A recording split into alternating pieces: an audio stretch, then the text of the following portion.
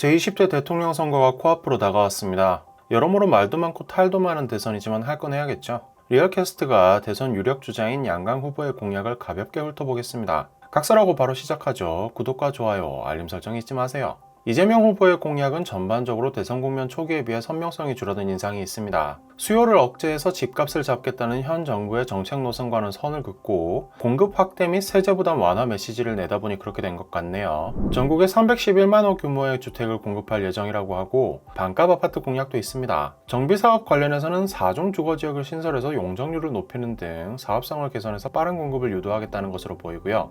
공시가 제도를 전면 재검토하는 등 제도를 손봐서 보유세 부담을 줄여주겠다고 하고요. 생애 최초 주택 구입자는 취득세를 감면하고 월세 공제도 확대하겠다는 계획입니다. 기타 세제의 불합리한 부분도 손을 보겠다고 합니다. 물론 없애겠다는 얘기는 아니고요. 우선 이 후보 전가의 보도 기본 시리즈의 하나인 기본주택부터 확인해 보겠습니다. 앞서 공급 계획을 밝힌 총 311만 호 중 절반에 가까운 140만 호를 기본주택으로 공급하겠다는 계획입니다. 구체적으로는 임대형이 80만 호, 분양형이 60만 호입니다. 그리고 분양형은 누구나 집형, 건물 분양형, 지분 적립형, 이익 공유형, 공공분양형으로 구분해서 공급할 것이라고 하네요.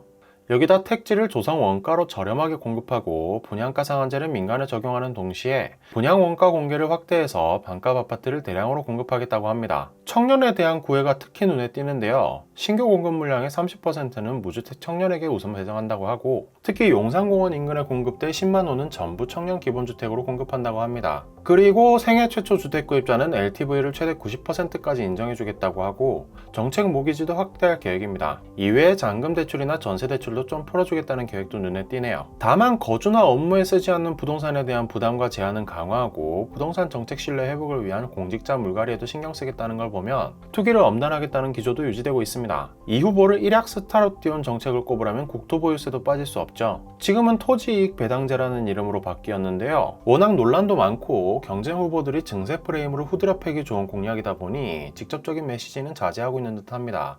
다만 기본소득의 재원이 될 토지이익 배당제는 여당의 정책 공약집에 분명히 들어가 있습니다. 기본소득 위원회를 만들고 공론화 과정을 거쳐서 도입을 하겠다고 구상만 밝힌 상황인데요. 토지분 종부세와 재산세는 토지배당과 이중으로 과세하지 않겠다고는 하는군요. 윤석열 후보는 부동산 정상화를 기치로 내걸었습니다. 워낙 현재 정부가 부동산 정책으로 여기저기서 혹평을 듣고 있으니 확실한 대안을 제시할 수 있다면 큰 점수를 얻을 수 있겠죠. 다만 대안이 크게 눈에 띄지는 않습니다. 그동안에 계속 하던 얘기들이기도 하고요. 부동산 세금 부담 완화를 비롯한 규제 완화의 방점이 찍혀있는 건 분명하고 원가주택 등 파격적인 좌클릭 경향도 보입니다. 우선 공급 계획은 5년간 총 250만 호로 잡았습니다. 수도권에서는 최소 130만에서 150만 호로 공급하겠다는 계획입니다. 정비사업 규제를 풀어서 47만 호를 공급하고요. 도심 역세권 복합개발로 20만 호, 국공유지 및 차량기지 복합개발로 18만 호, 소규모 정비사업으로 10만 호, 공공택지 142만 호, 여기에 서울 상생주택이나 매입약정 민간개발 등으로 13만 호를 공급하겠다고 하네요.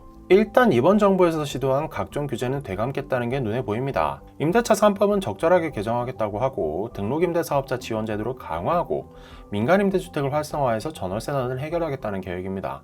세제 정상화도 강조했는데요. 공정시장 가액 비율 조정을 통해서 공시가격을 2020년 수준으로 환원하겠다고 하고요. 종부세는 재산세와 장기적으로 통합 추진하겠다고 합니다. 1주택자 세율도 줄여주고 다주택자 양도세 중과도 2년간 배제하는 한편 재검토하겠다고 합니다. 취득세도 줄이겠다고 하고요. 그리고 LTV 규제를 단순화하겠다고 합니다. 지역 관계없이 70%로 단일화하고요. 생애 최초 주택 구매 가구는 80%, 다주택자는 주택수에 따라 LTV를 조이겠다고 합니다. 이외에도 신혼부부, 생애 최초, 청년은 주택 구매 자금이나 전세 대출을 저리로 지원하겠다는 계획입니다. 미친 집값이 보수 진영에서도 이런 정책을 꺼내게 만든 걸까요? 윤 후보는 청년 원가주택 30만호, 역세권 첫집주택 20만호로 공급하겠다는 계획입니다. 이것도 반값 아파트 공약이죠.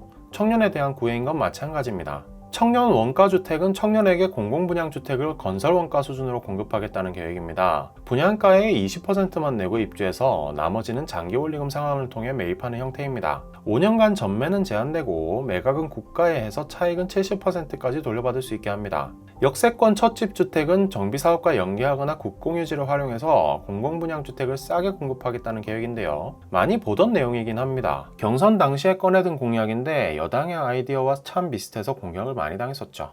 시간 관계상 대선 후보 공약은 이 정도만 다루겠습니다. 두 후보 모두 거대 정당의 후보들이다 보니 선명성보다는 무난함을 추구하는 듯하네요. 외국인 거래 허가제나 메가시티로 균형 발전을 하겠다거나 하는 공약들은 거의 같다고 보여집니다. 워낙 왼쪽에선 우클릭, 오른쪽에선 좌클릭을 하고 있어서 서로 닮아가는 게 아닐까 싶어요. 다만 이 후보의 경우 규제의 큰 틀을 유지하면서 공급량을 늘리겠다는 계획이고, 윤 후보는 규제는 최대한 이전으로 환원하는 한편 공공주도 공급을 동원하겠다는 방향성은 있습니다.